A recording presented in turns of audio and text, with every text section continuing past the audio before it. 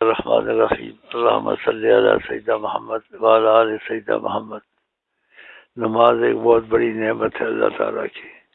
نبی جی فرماتے ہیں میرے آنکھوں کی ٹھنڈک نماز میں۔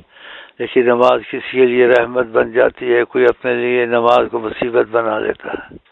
جو صحیح نماز نہیں پڑھتا تو نبی کریم کی حدیث کے مفہوم ہے، نماز کو بد دعا کرتی ہے اور کہتی ہے خدا تجھے ضائع کرے، تو نے مجھ کو ضائع کیا۔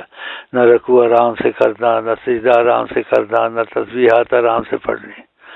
اور جو نماز اچھی صحیح پڑھتا ہے تو نبی جی فرماتے ہیں نماز کو دعا دیتی ہے، کہتی حفظک اللہ کما حفظتنی، خدا تیری حفاظت کرے، تو نے میری حفاظت کی۔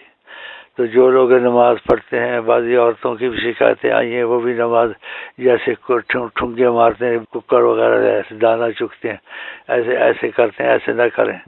جس کو اگر کوئی تکلیف ہے یا نماز نہیں پڑھ سکتا تو آرام سے پڑھے، اور آرام کا طریقہ جائز ہے، لیکن ایسا کرے نہیں، مجبوری ہو تو کرے، نماز ہو جاتی ہے۔ مثلا 3 تسبیح میں جلدی کرتا ہے تو 1 تسبیح سبحان ربی اعلیٰ پڑھ لے آرام سے۔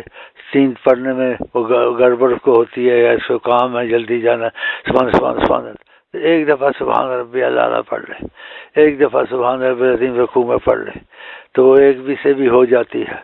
لیکن مجبوری میں ایسے کرے، مجبوری نہیں تو آرام سے 3 تسبیحیں پڑھے۔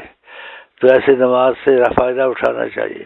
اسی آکنج کے بعد آدمی نماز پڑھ رہے، نماز کی رائی کے برابر نہیں ہوتی، تو نماز تو وبال جان بن گئی کہ اس کو خرابی سے پڑھا، اچھی طرح نہ پڑھا۔